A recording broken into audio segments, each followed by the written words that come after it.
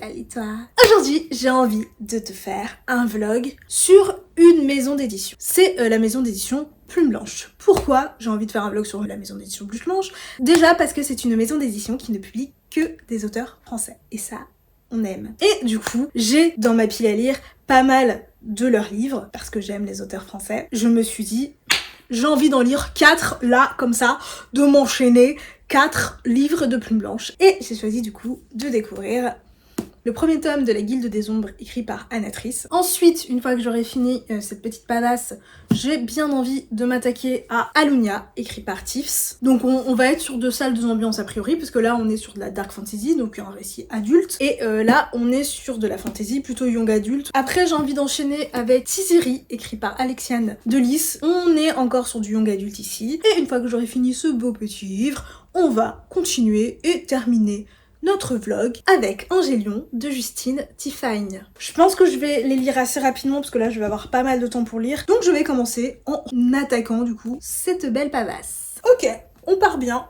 On part bien. Je viens de finir le prologue et tu sais quoi, je suis déjà complètement hypée. J'adore. Vraiment, il me donne très envie de continuer ma lecture. On commence sur une gamine de 14 ans, il me semble, un truc comme ça, qui se fait acheter, hein, c'est une esclave apparemment, qui se fait acheter par un vieux lubrique dégueulasse. Il veut clairement la ken sans son consentement. Sauf qu'en fait, ça va pas se passer comme le vieux dégueulasse l'a prévu. Heureusement pour nous. Et je peux déjà remarquer juste avec le prologue que la plume est excellente. Chaque mot utilisé est très juste, très beau. J'adore. Je viens de finir le chapitre 1. Vraiment, cette gamine, elle a une vie de merde. On dirait que tout ce qu'elle touche crève. Pas de chance, la meuf. Heureusement, elle est recrutée par une bande d'assassins. Enfin, c'est bizarre à dire comme phrase. Enfin, moi personnellement, j'ai pas spécialement envie d'être adoptée par une bande d'assassins. Mais vu sa vie, tu vois, c'est peut-être pas si mal, parce que ses parents sont décédés en atroce souffrance. Suite à ça, elle se retrouve dans un orphelinat où tout le monde l'appelle la petite sauvageonne et où personne ne l'aime. Pourquoi ? On ne sait pas. Juste comme ça. C'est juste les gens, ils aiment pas. Ouais, je pense que dans son cas, c'est clairement de l'ascension sociale, tu vois, de se faire recruter par des assassins. J'aime toujours tout autant. Aïe, je m'auto-tape avec mes livres, moi. J'en ai marre de moi, des fois. Hein. Je viens de finir le chapitre 2, j'adore toujours tout autant. On nous introduit un nouveau personnage dont j'aime bien l'humour. J'ai hâte de voir comment va se passer l'entraînement de Panama, puisque Panama est notre personnage principal apparemment. Hein. Tu vois, la fille qui a une vie de merde. J'ai pas précisé que c'était de la dark fantasy. Il faut que je précise que c'est de la dark fantasy. C'est pour les adultes. Ne lis pas ça si t'as un petit enfant. Pour l'instant, c'est toujours aussi bien, j'ai toujours pas envie de le lâcher. Je vais continuer ma lecture. Les chapitres sont longs, sa mère. On a quand même des petites fleurs qui permettent, tu vois, de faire des pauses dans le chapitre. Mais sinon, c'est long quand même. Moi, j'aime bien quand les chapitres sont un petit peu plus courts quand même. Malgré tout, du coup, je viens de finir le chapitre 3. J'adore tout autant. J'ai rien d'autre à dire. C'est trop bien. Ça commence à être chaud par ici. Les petits coquinous. Je viens de finir du coup le chapitre 4. Same. J'adore. Même si ce chapitre est un petit peu présentatif par rapport aux autres, on est moins dans l'action, tu vois. On est vachement dans ça c'est la cave, ça c'est les cuisines, ça c'est le prof de machin, ça c'est le prof de truc. Ce prof-là ken avec ce prof-là. Enfin, tu vois, on est vachement dans de la présentation de lieux, de cours, de matières, de vie sexuelle, enfin voilà. Et je vais m'arrêter là, je n'ai absolument pas du tout, mais alors pas du tout envie de m'arrêter là, mais il le faut, puisque j'ai d'autres choses à faire de ma vie que de lire. À demain! Deuxième jour de lecture pour la Guilde des Ombres. J'ai lu les chapitres 5, 6 et 7. Et du coup, j'ai tout mélangé. Je peux pas te faire du coup un update de chaque chapitre indépendamment parce que je ne sais plus ce qui se passe où. En vrai, j'ai pas grand chose à dire hein, sur ces 3 chapitres. En fait, j'ai un milliard de choses à dire. Mais si je veux pas spoiler, et je veux pas spoiler dans mes vlogs, on va être concis. Ce que je peux dire, c'est que tout ce qui se passe dans ces 3 chapitres est hyper intéressant. Je peux dire peut-être un truc sur le père de Panama. On savait, hein, depuis le début. On savait que c'est ce type de mec là. Je spoil pas trop, et en même temps je dis quelque chose, voilà. Oh, c'est le baptême de notre petite sauvageonne. J'ai lu d'une traite les chapitres 8 et les chapitres 9. J'adore. C'est toujours aussi addictif. Par contre, on a un personnage là, une connasse là, qui fait un move. C'est quoi ce move là?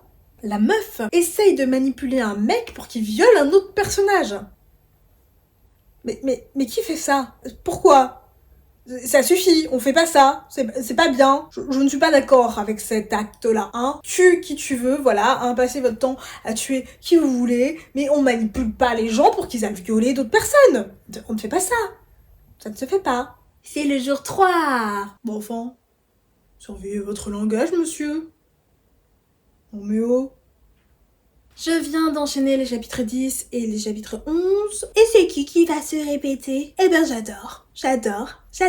Voilà, c'est trop bien. Tout, vous serez tous sur le poison, le gros, le petit, le nanana. Ma culture en termes de poison a bien augmenté après la lecture de ce chapitre 12. Je suis ravie car ça peut être très très utile dans la vie. Je pense qu'on aurait pu se permettre d'appeler ce livre 1001 façons d'assassiner quelqu'un. Parce qu'on y va dans les détails que des fois t'as envie de savoir et des fois t'as pas trop envie de savoir. On nous épargne pas. Hein. Bon ben ici, du coup, après la lecture du chapitre 12 là, il y a quand même un truc qui me dérange. Il y a très peu de personnages féminins et que les personnages féminins, elles sont en compétition. Pourquoi? Pour un homme. Est-ce qu'on aime ça? Non, on n'aime pas ça. Donc ça me saoule. Je suis saoulée, je suis énervée. Pourquoi faire ça quand on peut s'en passer? Je te le demande. Dis-le-moi en commentaire. Je viens de finir le chapitre 13, ou comment séduire un abruti pour pouvoir l'empoisonner. J'ai lu d'une traite les chapitres 14 et 15, je vais m'arrêter là pour aujourd'hui. J'ai rien à dire. J'imagine que du coup tu te dis à quoi me sert ce vlog, puisque elle ne dit pas grand chose. Mais c'est pour ton bien, petit enfant, c'est juste que je veux pas te spoiler, c'est tout, tu vois. Toujours affective, toujours aussi bien. Putain, ce que la plume est belle. J'adore la plume d'Anatrice. Niveau choses, on est vachement dans les fantasmes des différents personnages. Et donc du cul, plus révélateur, parce que je voulais dire du coup, eh ben oui, du cul. On est vachement dans les fantasmes, comme je l'ai dit, plus que dans l'action. C'est pas grave, hein. On se retrouve demain. Elle a 16 ans. Gros dégueulasse.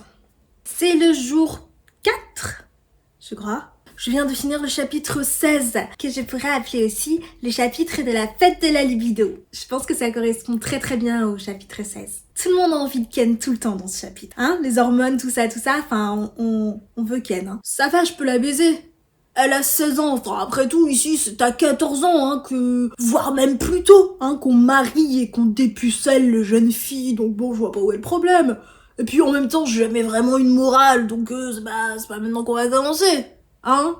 Bah oui, c'est comme ça que ça se finit. Mais où est la deuxième partie de ce livre? Je la veux maintenant. Tant que j'ai fini le livre, oui, je t'ai pas fait des updates au niveau des chapitres 17, 18, 19, parce que j'ai oublié que je tournais un vlog. Pardon, je suis désolée, m'en veux pas s'il te plaît. Du coup, qu'est-ce qu'on a pensé de la Guilde des Ombres? Eh bien, j'ai adoré. C'est formidable, c'est génial, c'est fantastique. Il y a des défauts, mais globalement j'ai beaucoup aimé. L'univers est très bien construit. On y croit, il est pas complexe. J'aime beaucoup les créatures fantastiques et le folklore qu'il y a dans cet univers. D'ailleurs, si jamais tu veux te lancer dans la fantasy adulte, dans la dark fantasy, je pense que c'est très bien pour commencer, hein, parce que c'est pas complexe. Contrairement aux personnages qui, eux, sont très complexes, ils sont plein de choses. Ils sont pas juste un truc ou un autre, ils sont tous excellents. On les aime ou on les aime pas, parce qu'il y en a qu'on aime pas. Ils ont chacun une profondeur. Ils sont pas lisses du tout. Il y a beaucoup de personnages, mais malgré qu'ils soient vraiment un certain nombre, on s'y perd pas, parce qu'ils ont chacun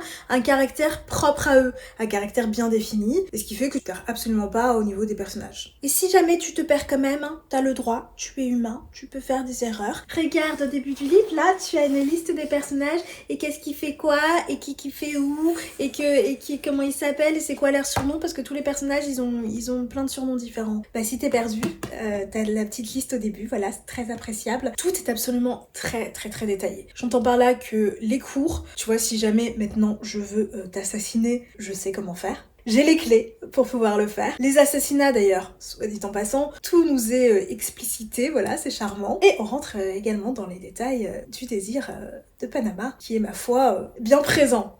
Et d'ailleurs, tu sais quoi, c'est peut-être ça qui m'a le moins plu dans toute l'histoire, en fait. Non pas le fait que Panama, elle est complètement le feu au cul, parce que ça, à la limite, elle a 16 ans. Ok, ça se comprend, moi je veux bien l'entendre. Et puis, comme Anatrice a décidé de ne partager les moindres détails de tout et n'importe quoi dans cet univers, pourquoi elle nous partagerait pas les moindres détails du désir de madame? Y a pas de souci, mais ce que je veux dire, ce qui m'a le moins plu, c'est vraiment, on va dire, la pseudo-romance. Pour l'instant, on peut pas dire que je sois vraiment, tu vois, je sois vraiment hyper dedans, hyper hypée par ce truc-là. Et je je tiens à préciser que ça peut en déranger certains. Parce que la madame, là, elle a genre 16 ans, et le monsieur, il a genre 300 ans. Enfin, un bail comme ça, je sais pas quel âge il a exactement. Ils ont un tout petit écart d'âge. Et c'est pas du genre à la Twilight, tu vois, où il a certes des centaines d'années, mais il est dans un corps d'ado. Là, non. Là, le monsieur, il est clairement, concrètement, dans un corps d'homme. Bien un homme. Hein. Et autant que elle ait des papillons dans les yeux et dans la culotte, ça se comprend. Elle a 16 ans. Mais lui, c'est courant dans la dark fantasy. Et puis on rappelle qu'on suit des assassins qui tuent pour tuer. Globalement. Tu sais très bien, quand tu lis cette histoire, que les personnages que tu suis, c'est pas le genre de personnage en mode « Regarde petit enfant, je te montre l'exemple de ce que tu dois faire dans la vie. C'est comme ça qu'il faut te comporter, petit enfant. Hein ? Tu regardes bien ? Non, c'est pas ça. Aucun des personnages de cette histoire est un exemple à aucun moment. Et d'ailleurs, c'est assez drôle parce que lui-même dans sa tête, lui tout seul, il est en mode « Elle est quand même vachement bonne. Et puis sa paire de... Oh, problématique. » Il a la police de TikTok dans la tête, le mec, en fait. Donc il sait que c'est pas bien. Mais il s'en bat les couilles. Après tout, il a jamais eu de morale, hein. Il le dit lui-même. Tu vois, il est vraiment en mode... C'est pas bien de penser ça, quand même. Bon, c'est sans importance. Il est vraiment dans ce mood-là. Tout ça pour dire que ça peut déranger, et j'entends, je comprends. Moi, ça n'a pas trop été le cas, ça va. Parce que si tu veux, quand je me lance dans une dark fantasy qui me parle d'assassins, tu vois, je m'attends pas du tout à avoir des personnages qui ont... Enfin, tu vois, des personnages moraux. À aucun moment, et moi, c'est vraiment des choses que j'aime bien. De suivre aussi J'aime bien aussi suivre des personnages tout bienveillants, tout mignons, tout ça j'adore. Mais j'aime bien aussi, à contrario, suivre des personnages qui sont des gros connards. Voilà, j'aime bien aussi ça. Puisque je suis moi-même une personne complexe qui aime la complexité de l'être humain. Mais ce truc-là est quand même ce que j'ai moins aimé dans le sens parce que, en fait, c'est lourd à la fin. Quand j'ai fermé le livre, j'avais l'impression que la toute dernière partie, j'avais l'impression de lire un livre érotique, tu vois. Pourtant, il y a pas grand monde qui passe à l'acte, hein. Vraiment, hein, on est vraiment plus dans les désirs et les fantasmes des gens. Si j'ai envie de me lire un livre érotique, je vais m'en acheter un, tu vois, directement. Je vais pas m'acheter de la dark fantasy. Et le fait que, les peu de personnages féminins présents soit plus ou moins en guéguerre les unes les autres. Non, je sais pas, moi je veux de la sororité, tu vois. Moi je suis en mode, viens, on se donne la main, on se fait des câlins. Non, je suis pas en mode guéguerre les unes les autres. Mais bon, elle, si. Mais à part ça, que du bonheur ce livre. La plume, c'est très fluide, très simple à lire et en même temps très beau. J'ai adoré la plume. C'est très descriptif, il y a beaucoup de descriptions. Elles sont longues, mais jamais ennuyante. Enfin, en tout cas, moi, je me suis pas ennuyée. Toi, peut-être tu t'ennuieras en lisant les descriptions, tu vois. Chacun ses bails. Mais moi, je les ai pas du tout trouvées ennuyantes. Et il y a des dragons. Je dis ça, je dis rien. Je suis vraiment très contente parce que, vraiment, le premier livre que je lis de ce vlog, c'est vraiment une pépite. Ah, attends, si, il y a un truc que je peux dire en plus. Mention spéciale au livre audio. Parce que j'ai alterné papier et audio, hein. J'ai fait plus de papier que d'audio, mais j'ai quand même alterné. Et c'est excellent. Je pense que c'est un des meilleurs audios que j'ai écouté à ce jour. Le narrateur, faut savoir que je suis très difficile avec les livres audio parce que j'ai beaucoup de mal à me concentrer. Et là, génial. Si t'as pas envie de lire le livre papier, tu peux tout faire en audio, y a aucun problème. Voilà. Donc on se retrouve demain. À demain. Aujourd'hui, c'est le jour 5 du vlog Plume Blanche et j'ai lu le premier chapitre d'Alunia. Donc le premier chapitre, pour l'instant, ce que je peux en dire, c'est qu'on suit Léa, qui a l'air d'avoir tellement une vie de merde, en fait, en tant que serveuse, hein, elle est serveuse, que son passe-temps favori, c'est d'aller chasser les orages dans la forêt. Ne fais pas ça chez toi, petit enfant, car tu risques de mourir foudroyé. Et c'est exactement ce qui arrive à Léa lors de ce chapitre 1. Voilà, je continue ma lecture et je te reprends dès que j'ai quelque chose à dire en fait. Je viens de finir le chapitre 2, si tu veux, je vais pas mentir pour l'instant. Hein. J'espère que ça va changer par la suite, y a pas de raison, tu vois, il y a beaucoup d'univers qui peuvent commencer de cette façon. Mais pour l'instant, on est dans cliché le chapitre. Après s'être fait foudroyer, elle n'est pas morte du coup, et elle arrive dans un nouveau monde. Cliché numéro 1, cliché numéro 2. Le premier truc qu'elle voit en arrivant, c'est un château ou un temple, enfin un truc qui a l'air majestueux en tout cas, un truc qui a l'air de représenter le gouvernement ou la royauté de cet univers-là, tu vois. Cliché numéro 3.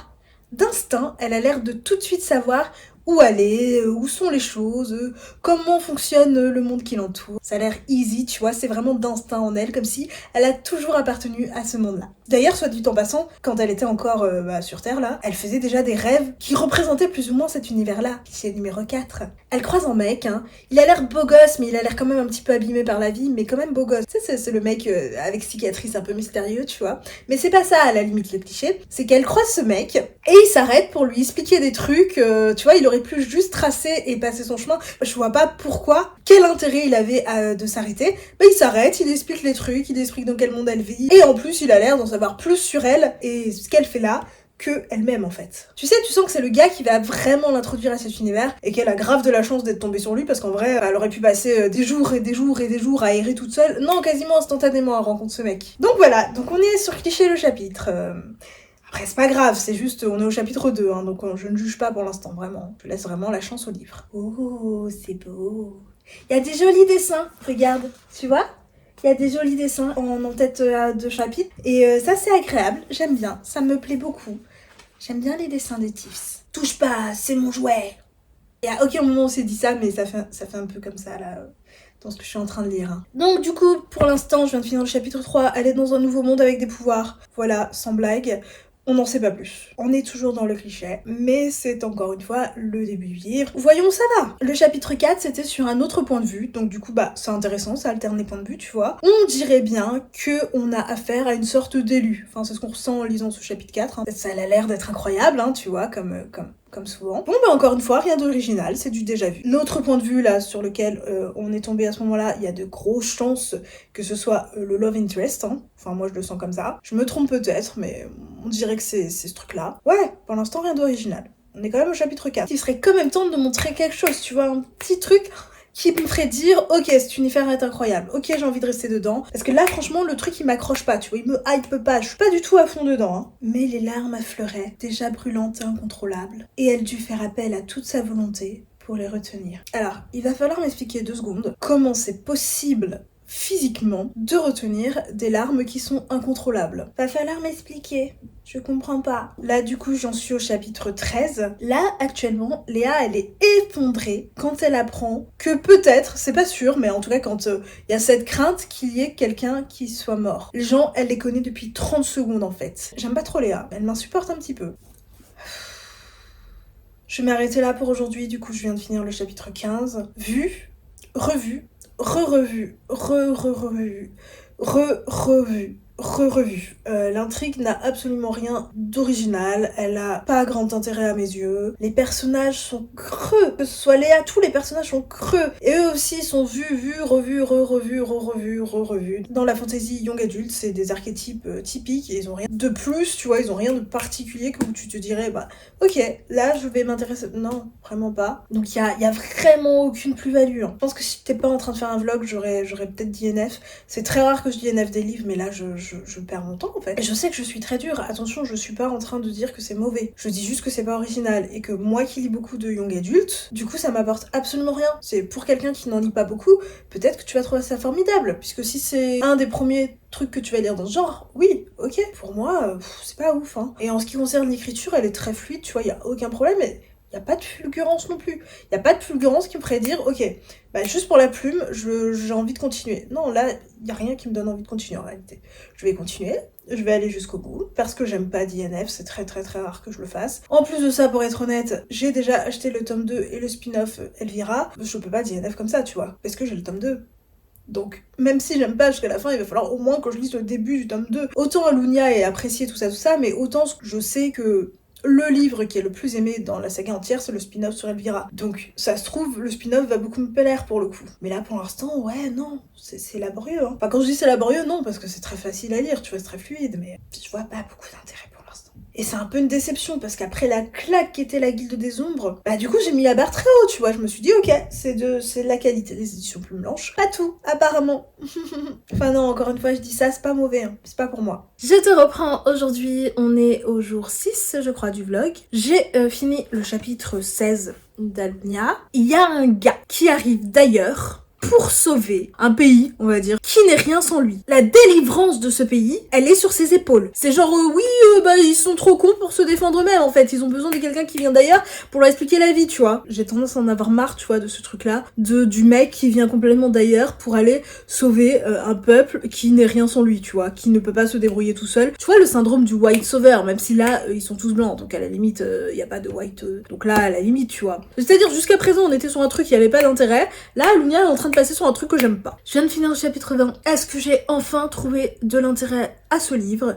Non, carrément pas, toujours pas, je sais pas où il est, je le cherche encore. Bon, il y a un bail où il y a un mec qui est sous une cagoule à un moment donné et elle est en mode « Oh mon dieu, qui ça peut être cette personne ?» Alors qu'on le sait, hein, on le sait tous qui ça peut être cette personne. Bien sûr, je vais pas te le dire, sinon ça va te spoiler si jamais t'as envie de lire Alunia, mais c'est évident. Et elle, enfin elle est pas censée être conne comme ça, tu vois, elle est censée le savoir directement. Ah mon dieu, mais c'était toi depuis le début sous cette cagoule, je ne m'en serais jamais douté.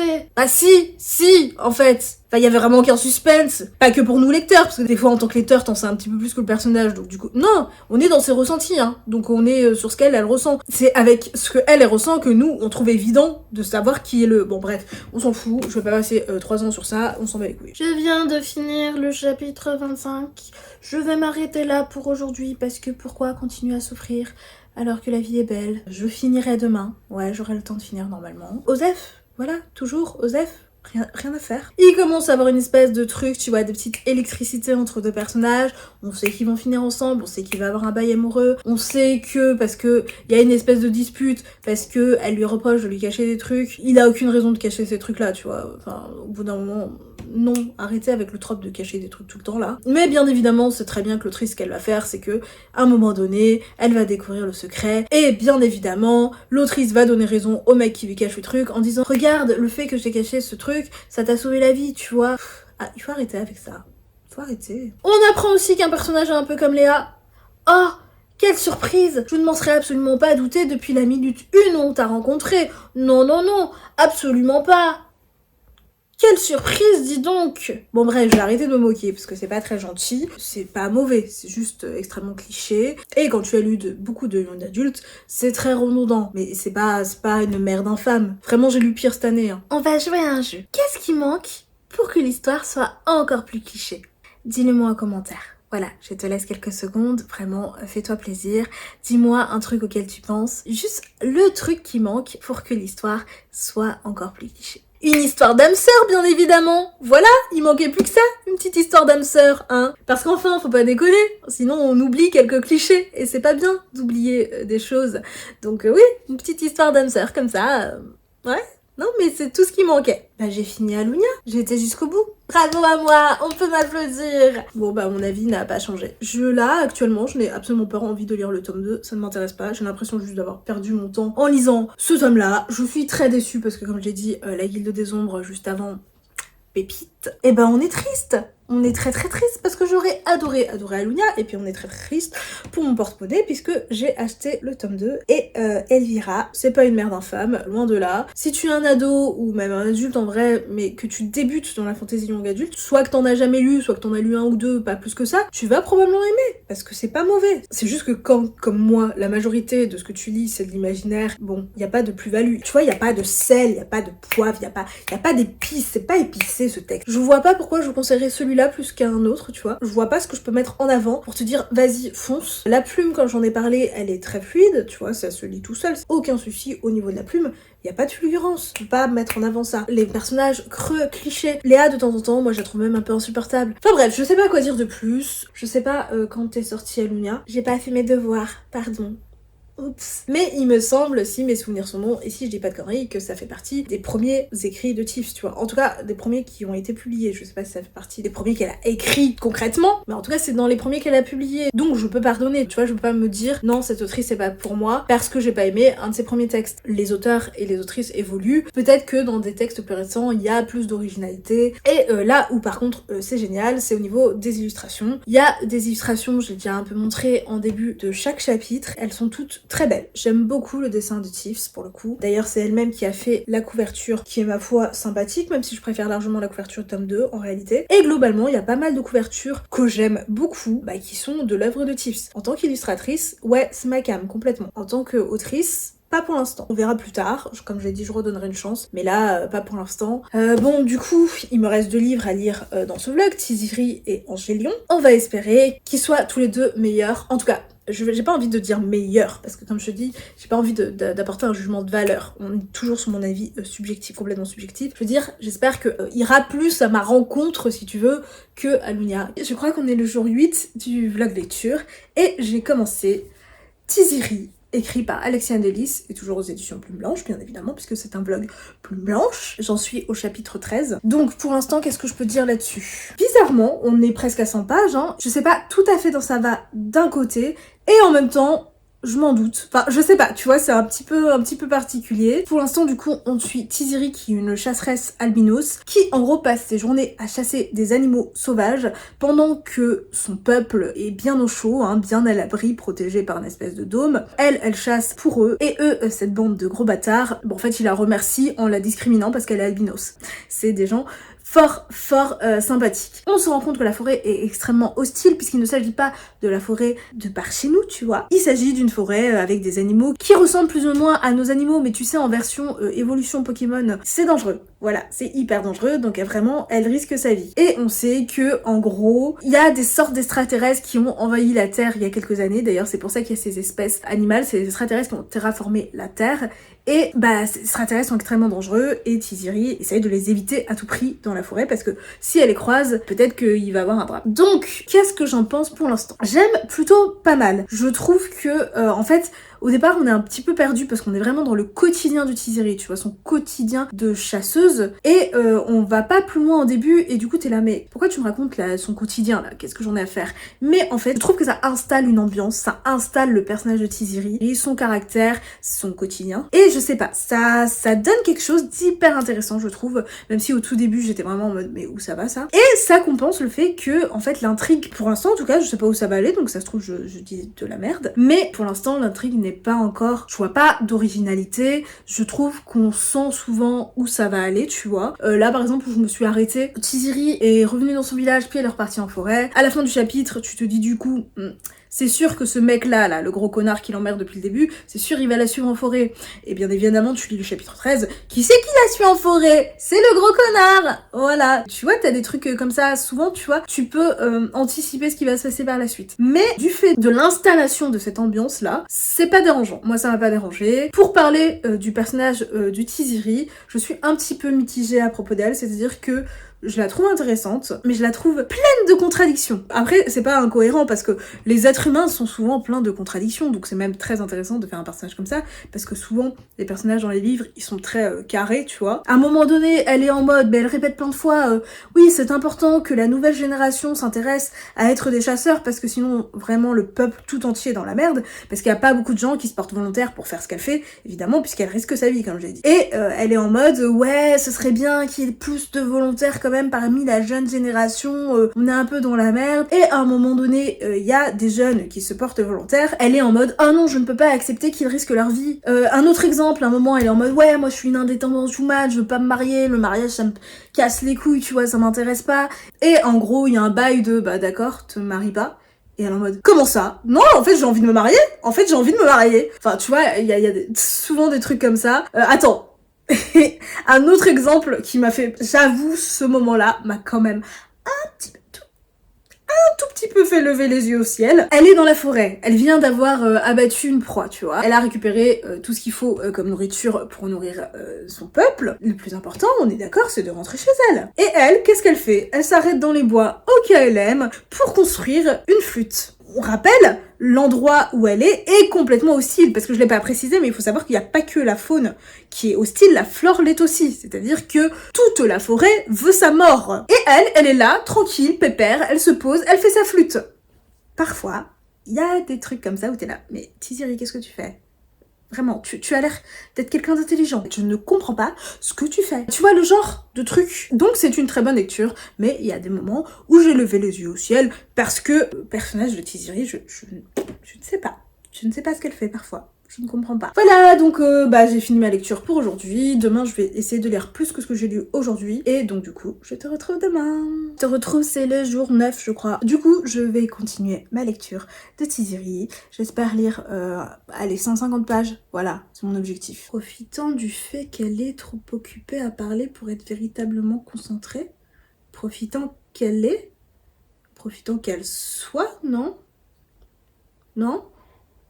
Je sais pas, j'ai un doute. Du coup, j'ai largement atteint mon objectif puisque je suis arrivée au chapitre 32. C'est toujours assez intéressant. Je suis assez intriguée par les mystères que Tiziri est en train de découvrir à ce moment-là de l'histoire. Je peux pas trop en dire parce que je ne veux pas spoiler. Même si pour moi quand même, elle se questionne sur des choses qui me paraissent complètement évidentes. Je pense que je ne me tromperai pas sur ça. Ah, je sais pas comment te dire les choses sans spoiler. Alors, je préviens, je vais essayer de le faire en mode pas spoil, mais je vais quand même te mettre un spoiler alerte parce que si vraiment tu fais partie de ces personnes pour qui la moindre petite info est du spoil, peut-être tu vas considérer que c'est du spoil. Et je comprends.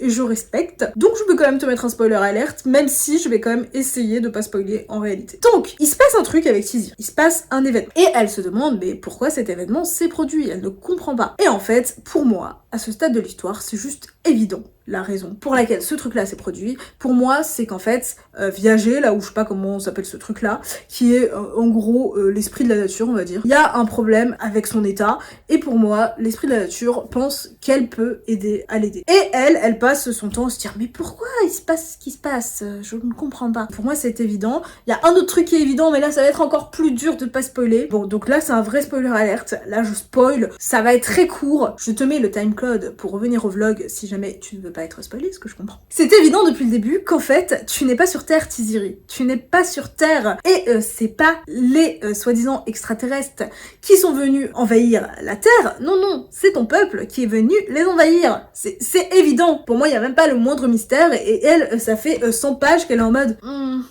je ne comprends pas.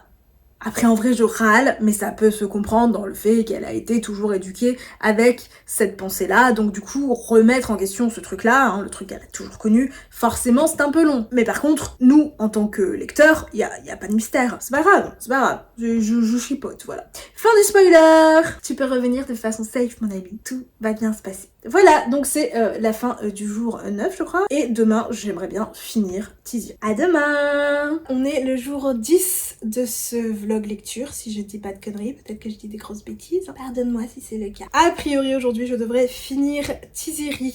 J'ai fini Tiziri et du coup, je suis pas venue te prendre chapitre par chapitre, tout ça, parce que je l'ai fait dans la guilde des ombres, mais en fait, je trouve pas ça hyper pertinent quand j'ai pas tant de choses à dire dessus, tu vois. Attends. Écoute, c'était bien sympa. Peut-être juste une chose avant de donner mon avis global sur cette lecture. Parfois, Tiziri, quand même, elle est un petit peu con-con. C'est pas grave, ça arrive à tout le monde, tu vois, mais il faut le dire, il y a des fois, elle est con-con. Juste pour donner un petit exemple comme ça. Il y a une meuf qui lui explique qu'elle est en crush sur quelqu'un, mais qu'elle ne pourra jamais être avec ce quelqu'un, puisque dans cet univers-là, c'est la nature qui décide avec qui tu as le droit ou pas d'être. C'est dans ses mœurs, c'est comme ça que ça se passe. Elle lui explique, je ne pourrai jamais être avec cette personne, et c'est comme ça. Je l'accepte. Et à un moment de l'histoire, quelqu'un d'autre se retrouve lié au crush de la meuf. Et Tiziri, elle est en mode oh mon dieu, mais elle va penser qu'on lui a volé son crush, elle va en vouloir à la madame qui a fait ça et tout. Enfin, la meuf t'a expliqué que elle l'acceptait, que c'était comme ça dans cet univers-là et que voilà. Et toi, t'es en mode oh mon dieu, elle va en vouloir et tout.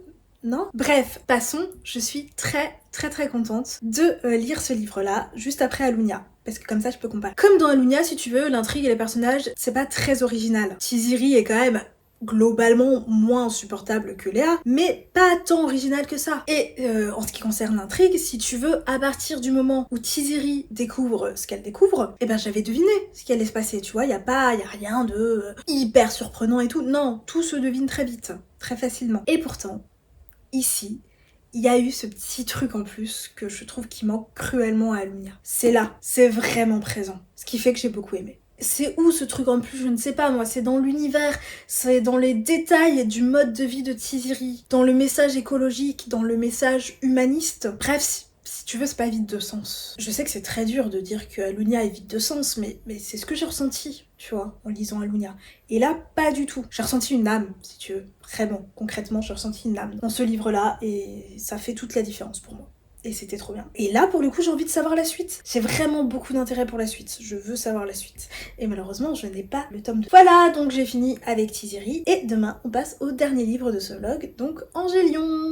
Aujourd'hui, je vais débuter Angélion. J'ai très hâte. Pour l'instant, on a La Guilde des Ombres qui est quasi un coup de cœur. On a Alunia que j'ai pas aimé. Et on a Tiziri qui était une très bonne lecture. Donc, j'ai très hâte de voir où se situe Angélion. Pour le coup, si j'aime pas, je serai très déçue. Pourquoi? Parce que ma copine de Booksta, amoureusement livre, est fan d'Angélion, qu'elle fait de la propagande tout le temps, et que du coup, j'ai acheté les 2 tomes d'un coup d'Angélion, tellement je lui fais confiance. Donc, t'as intérêt à avoir raison précis, parce que sinon je serais très déçue, je vais pleurer. Je viens de finir le prologue d'Angélion, il est assez mystérieux, du coup j'ai un peu du mal à me prononcer. On y suit une femme enceinte qui semble être dans une ville en guerre. Il y a un chaman qui arrive, qui débarque, qui dit à cette meuf, toi, il faut que tu fuis, il faut vraiment que tu crèves pas, parce que le gosse là que t'as dans ton ventre, franchement crois-moi, le gosse il va être exceptionnel. Du coup t'as quand même plein de gens, il vient en aide que à cette meuf là, tu vois. Donc du coup elle arrive à s'enfuir en laissant tous les autres gens crever derrière elle. Formidable. Et donc, elle arrive, Fissa, à sortir des emmerdes, et c'est là le moment que bébé a choisi pour pouvoir sortir. Le bébé choisit son moment. Il aurait pu arriver plus tard, tu vois, une fois qu'ils sont vraiment sortis d'affaires. Non, c'est en plein milieu de sa fuite, il dit « Ah bah non, c'est maintenant que j'arrive !» Elle accouche donc d'une merveilleuse petite fille qui s'appelle Lilium, et elle crève en accouchant, la madame. Ça commence bien, on est sur de la joie, la magie de Noël, tout ça, youpi. Mais à ce moment-là, t'as une espèce d'étoile magique qui se lève dans le ciel, alors qu'apparemment ça faisait moult temps qu'elle ne s'était plus levée. Donc en fait, finalement, on était peut-être vraiment sur de la magie de Noël. Peut-être, je ne sais pas. Est-ce une coïncidence que cette étoile qui se n'est pas levée depuis, je ne sais pas quand, mais depuis très longtemps, se lève pile au moment où bébé Lilium naît? Je ne sais pas. Peut-être pas, nous verrons bien. Je viens de finir le chapitre 1, les chapitres sont longs sa mère, dis donc. C'est pas grave, parce qu'ils sont quand même très intéressants. Là, en l'occurrence, on découvre un mec qui a l'air putain d'imbu de lui-même, tu vois, le mec se prend pour un dieu, voilà, complètement. Et il est entouré de gens qui ont des moignons et qui ont la bouche cousue. Voilà, ça je te parle du prologue de la partie 1, parce qu'en gros, avant de débuter concrètement dans le chapitre 1, bah en fait il y a marqué partie 1, et du coup t'as un petit prologue, et ça c'est dans le prologue. Après dans le chapitre 1, on retombe sur notre Lilium, qui maintenant a 22 ans, je crois un truc comme ça, en tout cas elle est adulte. Et il y a une espèce de grosse cérémonie de l'étoile, je sais pas c'est en quoi ça consiste exactement. Et on y apprend qu'Angélion, hein, le titre du livre, en fait c'est tout, c'est absolument tout dans cet univers-là. C'est à la fois une déesse, un genre d'énergie qui donne la vie, notamment aux plantes, tel le soleil, une énergie qui est utilisée dans absolument toutes les technologies, hein, quasiment toutes les technologies fonctionnent à l'Angélion, un god, non, je plaisante. Quoique, parce que du coup c'est une déesse, donc ça marche en vrai. Mais pas comme tu penses, petit coquinou. Quoique, là encore, si toutes les technologies fonctionnent avec de l'Angélion... Peut-être en fait. Je précise bien sûr que je vais pas rentrer dans les détails à tous les chapitres. Hein. Là, c'est la fin du chapitre 1. Après, je me calme. On est d'accord, tu vois. Après la fête, Lilium discute avec sa bestie, là, Aline, qui lui apprend qu'elle veut se suicider. Joie. Enfin, pas vraiment. Elle veut juste se rebeller contre le dirigeant du truc. Mais vu le caractère du bonhomme, en fait, ça revient au même. Hein. Concrètement, il y a des grosses chances qu'elle crève en décidant de se rebeller, tu vois. Alors que Lilium, elle est beaucoup moins rebelle, tu vois. Elle est en mode, mais pourquoi tu veux faire ça alors qu'on est en sécurité, tu vois? On est dans notre prison dorée, y a pas de problème, on est en sécurité. Alors que Aline, là, sa bestie, elle est en mode, mais on est dans une putain de prison, bordel de merde, franchement, quand est-ce que tu vas ouvrir les yeux? Ouais, mais on est en sécurité. Donc moi, j'aime bien quand même le confort, la sécurité, tout ça. Après une scène qui a l'air une scène d'adieu entre sa bestie et elle, hein, sinon je ne m'y connais pas en scène d'adieu, Lilium retourne auprès de sa famille, du coup. Je vais m'arrêter là pour les détails, si ce n'est que dans ce chapitre 1, on découvre aussi des créatures qui s'appellent les damnés. Mais qu'est-ce qu'un damné, me diras-tu? Bah, en fait, c'est des espèces de zombies. De ce que je comprends, c'était des êtres humains comme toi et moi à la base, et je sais pas comment, je sais pas par quel procédé, ils sont devenus des damnés, et du coup ils deviennent des espèces de trucs sans âme. J'ai aucune idée de s'ils mangent des gens, s'ils mangent pas des gens, mais en tout cas, même s'ils les mangent pas, on sait qu'ils les attaquent, on sait qu'ils ne sortent que la nuit, et ça a l'air d'être la grande menace de cet univers-là. Et d'ailleurs, autant la peur de croiser un damné que d'en devenir soi-même un. Les deux font flipper sa mère les gens, tu vois. Et si tu veux, le seul truc qui protège des damnés, c'est la lumière d'Angélion. Le combat de la lumière contre l'obscurité, tout ça. Je l'ai cherché sans plus y croire et sans un espoir pour me guider. Et j'ai crié, Aline, pour qu'elle revienne. Et j'ai pleuré,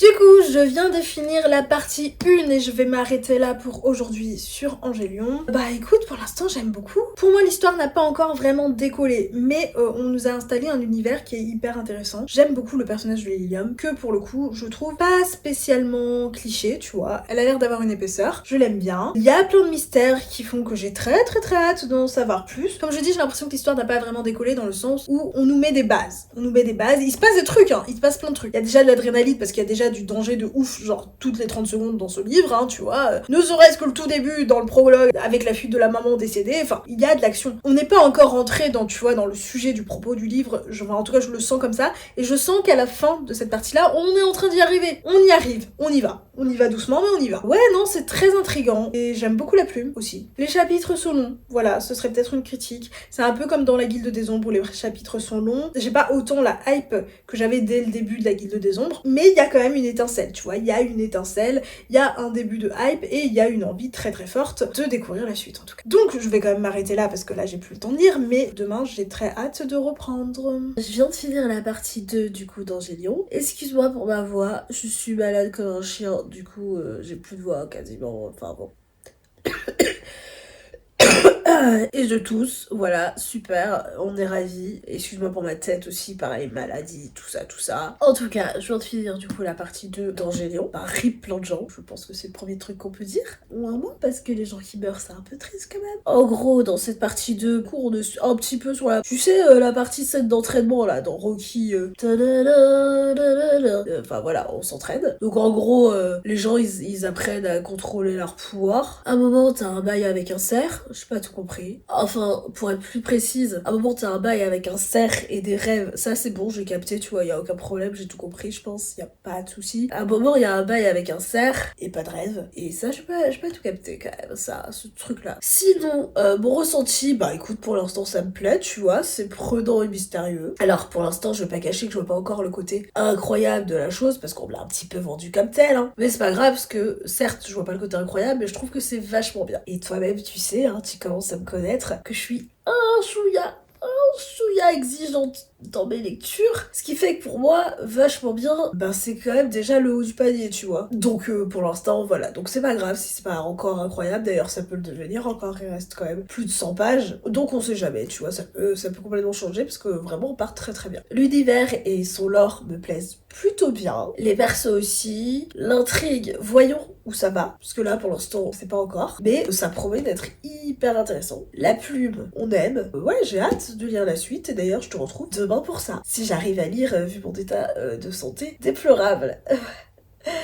À demain. C'est le dernier jour du blog lecture sur les éditions Plume Blanche, puisque j'ai fini Angélion. Je suis toujours malade, j'ai toujours plus de voix. Voilà, pardonne-moi, on fait ce qu'on peut. La fin d'Angélion. Je suis un petit peu frustrée de la fin parce que du coup, je trouve que ça rend ce tome très introductif, en fait, parce que on rentre pas encore dans le vif de l'action, tu vois. Et pour moi, la fin, c'est là qu'on y va. Ça veut pas dire qu'il s'est rien passé avant, il s'est passé énormément de choses, et en plus, c'est pas très grave parce que les tomes 1 sont très souvent introductifs, donc c'est pas un vrai défaut. Reste que je dis ça, mais c'était très bien. C'était vraiment très bien. C'est une très bonne découverte. Enfin, je suis très contente qu'on me l'ait conseillé. Ce que je peux peut-être dire quand même, c'est que je trouve pour l'instant, c'est quand même très manichéen dans le sens où... Alors, pas pour tout, parce qu'il y a des questionnements quand même justement sur la vérité, pas la vérité, tout ça. Il y a des personnages qui sont pas manichéens, mais globalement, tu as quand même des méchants, très méchants, tu vois. Alors que tu sens que ça aurait pu être plus nuancé. D'ailleurs, peut-être que ça va l'être, hein. Il y a un petit indice de ça, mais pour l'instant... la nuance dans les méchants, elle y est pas trop, hein. Les méchants, ils sont très méchants. Peut-être un petit bémol là-dessus, mais comme je dis, on sent que peut-être pour certains, ça peut être plus nuancé par la suite, on verra. Après, c'est pas très rare, hein. Dans beaucoup de livres que j'adore, les méchants sont manichéens, donc c'est pas, on n'est pas sur un problème. C'est juste une constatation quand même que je fais, pour ceux que ça pourrait rebuter, hein, parce que je sais qu'il y a des gens qui détestent ça. Je sais pas quoi dire d'autre. Une très bonne lecture. Si je fais maintenant un avis global sur toute cette période de vlog des éditions Plume Blanche, globalement c'est une réussite. Quand même sur 4 lectures, il y en a quand même 3 qui m'ont beaucoup plu. Si je t'ai fait un classement, tu vois, donc Alunia c'est celui que je le moins aimé, après il y a Tiziri. Mais Tiziri, on est déjà pour moi sur du très bon. Puis après je mettrai Angélion qui est sur du très très bon plus plus, tu vois. Et bah en premier, je mettrais la Guilde des Ombres. Pour le coup, la Guilde des Ombres, je pense que je le trouve incroyable. Globalement, les plumes sont sympas. Donc, Plume Blanche, en tout cas, c'est choisir ses plumes, hein, c'est choisir ses auteurs. Enfin, en tout cas, après, je te le dis, sur un panel de 4 livres, il publie énormément de livres. Peut-être que pour d'autres, je dirais pas ça. Vraiment, une édition à continuer de suivre parce que j'aime beaucoup leur travail. Peut-être un petit mot sur les couvertures, parce que du coup, j'en ai très peu parlé. Je suis pas hyper fan de la couverture d'Angélion. Je trouve que du coup, la madame, qui doit être Lilium, j'imagine, elle est très belle. Mais la globalité de la couverture, je trouve qu'on se perd, enfin, je sais pas. Moi, quand je vois la couverture, pour être honnête, j'ai pas envie d'acheter le livre. Après, attention, c'est pas une critique ni de la maison d'édition, ni ni des auteurs, parce que du coup, j'imagine que les auteurs, eux, aiment leur propre couverture, donc c'est pas du tout une critique, c'est subjectif. Je me serais pas spécialement arrêtée sur la couverture d'Alunia non plus, alors que pour le coup, j'aime beaucoup la couverture du tome 2 d'Alunia, et j'aime beaucoup la couverture d'Elvira, mais le tome 1, c'est vrai, je me serais pas arrêtée dessus non plus. Tizirie un petit peu plus. Et la couverture de la Guilde des Ombres, j'aime quand même plutôt pas mal. Bon, en vrai, on s'en fiche, hein, voilà, mais tu me connais, je suis superficielle, donc il faut mon petit point superficiel, donc il me faut parler des couvertures. Un très bon travail éditorial. Hein. Alors, j'ai trouvé des coquilles dans chacun des textes. J'ai dû remarquer une coquille, peut-être 2 dans chaque, ce qui pour moi est le gage d'un bon travail éditorial, parce que je pense qu'il y a aucun texte où il n'y a pas de coquille. Du tout. Peut-être petit bémol sur la taille de la police, tu vois, je trouve que c'est quand même écrit très petit. Et c'est vrai que moi je préfère quand c'est écrit un petit peu plus gros, dans les livres grand format en tout cas. Dans les livres de poche on pardonne. Mais il me semble que dans les parutions plus récentes, c'est écrit un petit peu moins petit. C'est que ça a été entendu, tu vois. Mais sinon, ouais, Plume Blanche vraiment. Je me rappelle qu'il publie uniquement des auteurs français, donc déjà ça on adore. Donc pour l'instant, en tout cas sur les 4 lectures que j'ai faites, c'est du très bon travail. Bah tout ça pour dire que je vais continuer à suivre avec attention les parutions de Plume Blanche parce que j'aime beaucoup leur travail. Sur ce, avec ma magnifique voix cassée super agréable à entendre, j'espère que cette vidéo t'a plu. Si elle t'a plu, comme d'habitude, n'hésite pas à liker, à partager, à t'abonner, à commenter. Si tu es resté jusqu'à la fin, ou si jamais tu ne sais pas quoi commenter, mais que tu as quand même envie de soutenir mon travail, parce que je rappelle que laisser des commentaires, ça permet de faire monter la vidéo dans l'algorithme, tout ça, donc ça soutient mon travail. Tu peux me laisser justement un petit emoji Plume Blanche. Et sur ce, des bisous.